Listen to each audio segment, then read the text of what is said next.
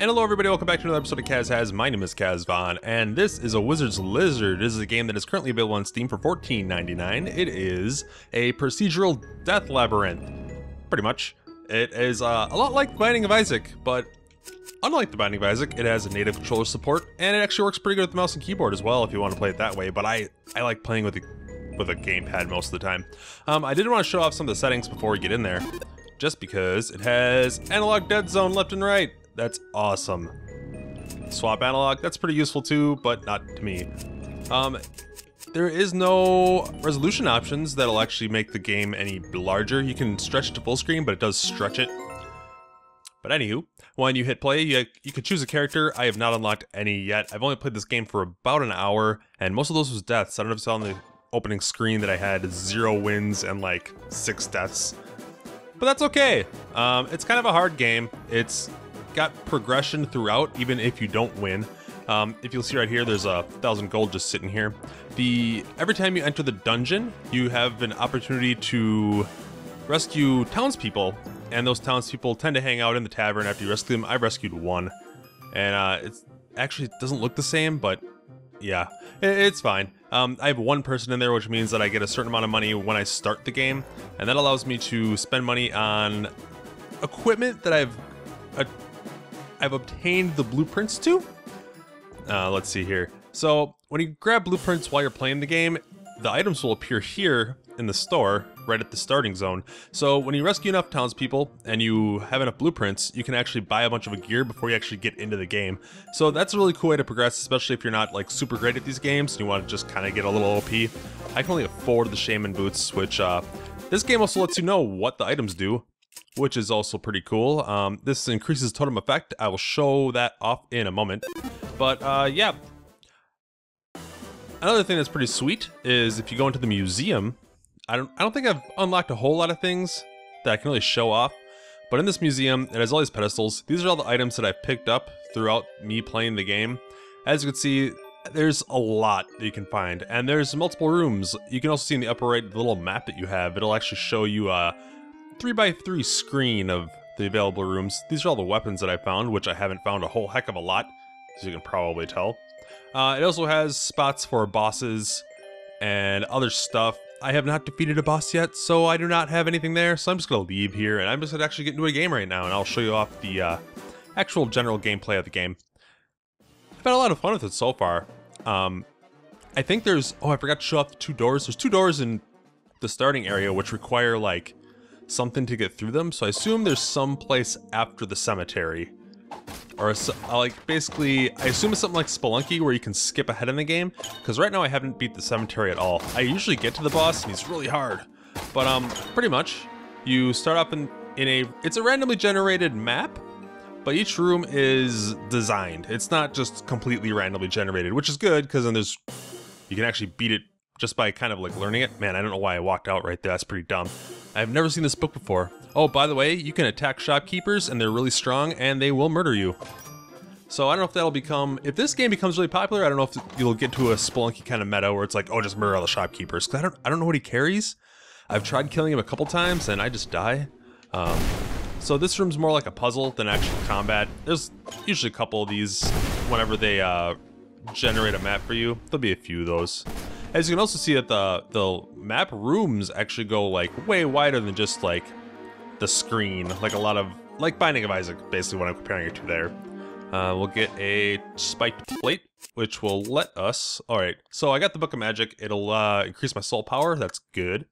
And my spiked plate will increase attack, which is also pretty cool. We gotta step on these pressure plates and open the doors. And I guess I can show you some of the things. So B button will let me sprint for a short period. And you can see in the top left that I have like cooldown basically. So whenever I attack, there's a cooldown on my attack. You can attack in, I think, 8 directions. Yeah, about 8 directions. You can use the mouse and keyboard with this game, and it works pretty well. Another thing you can do is drop a totem. You got that every 25 seconds, and it kind of pulses attacks.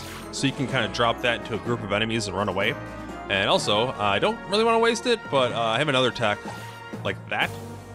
There's 5 skulls there because I have that item that increases my soul power. Normally it's 4, and the higher you get your soul power up, the more skulls come flying out. So I guess this is the first room we'll have actual combat. These birds. Those birds take 2 hits, but they charge right at you. But they kind of ignore you when you're just kind of like hanging out by them. So I usually wait until the end of the level to take those guys out. And there we go. As you can tell, everything's kind of dark. This game has a strange mechanic, and I don't know if it's just a character thing, but you'll see these enemies, these ghostly enemies.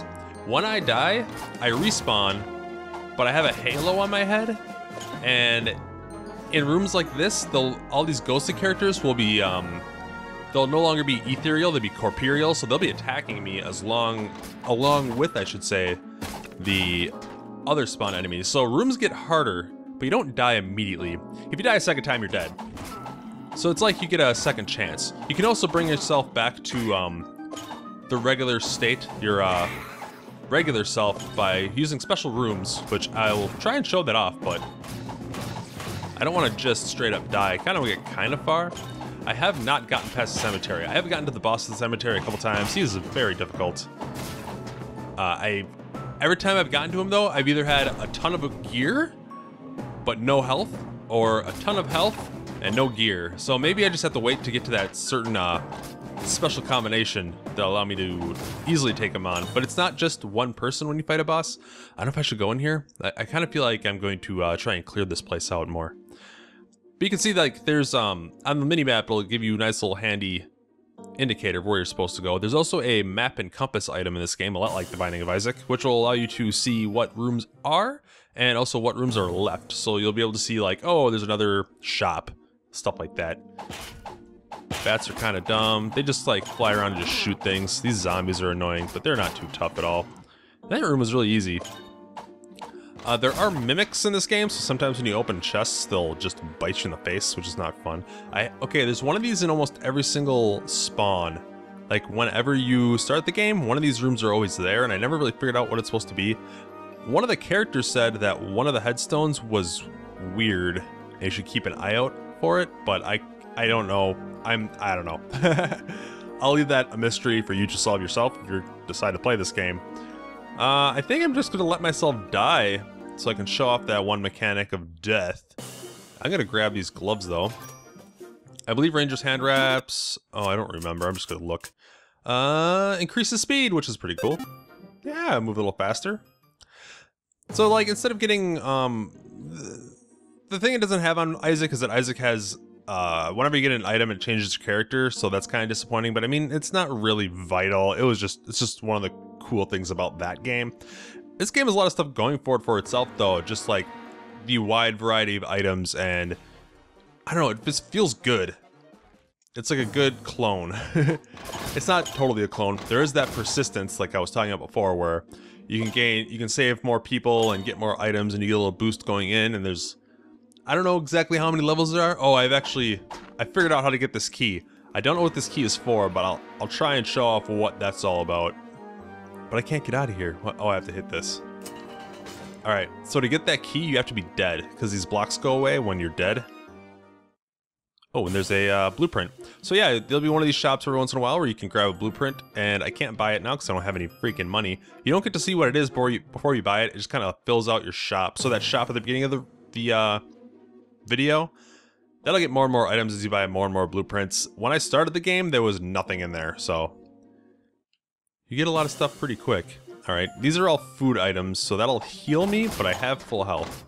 That soul orb is useful. That's a use on my soul power. This is the room I was talking about, where if you come in here and you're an angel, in your angel form, you just stand here for a while and you eventually become real again, corporeal again, I assume. And you end up with just 14 health, but then you can die again, I think. If I remember right, you can still die again. Alright, let's be careful. Not a mimic. And there's a blue candle. That is another nod to... I don't know if that's... See, I'm not versed well enough in these type of games and Rogue Lite games, or to know where Blue Candle from Binding of Isaac is from, and if this is a nod to Binding of Isaac, or if they're both a nod to another game. That'd be nice to know. I should probably know that, but I'm not that smart, so sorry. Alright, there's a bunch of birds in here. They're kind of dicks. Oh, this is the gray birds. The gray birds suck. They take like 3 hits? And when you attack them, they all start swarming you.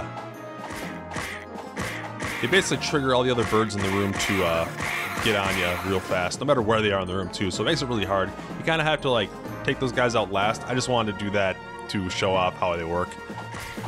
All right, and it wouldn't be the worst thing in the world for me to die and just show off the death mechanic. So let me...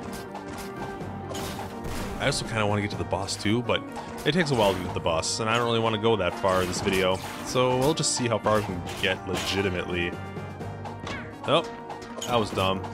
Blue candle gives you a little bit of light, but not enough of light. I do know there's a, in the options menu, there's a darkness slider, so maybe that'll make everything a little bit brighter. But by default, it's at 100, so I don't know if that's, oh, there's a mimic. Alright, well, the mimic's probably gonna, yep, mimic killed me. So here I am, I'm an angel now, and you can see all those, ethereal guys are now alive. So it makes it a lot harder to clear rooms. And they have these spawners, too, that take a lot of hits. There's another, flying skull thingy that also only appears when you are dead.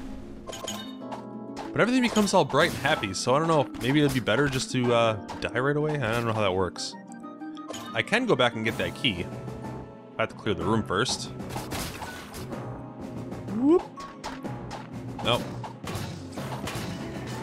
Alright, alright.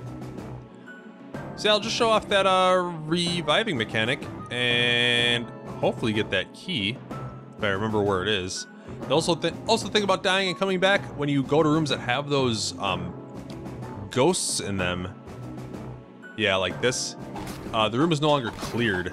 Like rooms you've already cleared out no longer are cleared because those ghosts have been there. So now I have the slime key. So I don't know what that is. I'm gonna grab that blueprint and that'll be permanent. That's a permanent progression kind of thing. So there's no reason not to grab it. Now there'll be shaman's gloves in that starting shop. I probably won't be able to afford them until I rescue more villagers, but it's good to just have the blueprint because next time I find a blueprint, it'll be something else. And don't need health because I'm dead. And you just kind of stand here. And you'll eventually come back to life.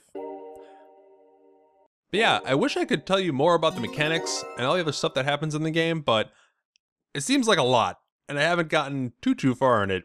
And I guess that's for the best, because games like this, they're really all about discovering what it is beneath the surface. And I think it's really good. It's really well done. I'm having a lot of fun playing it. I've already put like an hour or something into it, and that was straight, no stopping. It's fun. It's a fun game, and it's only $14.99 on Steam. And I recommend it wholeheartedly.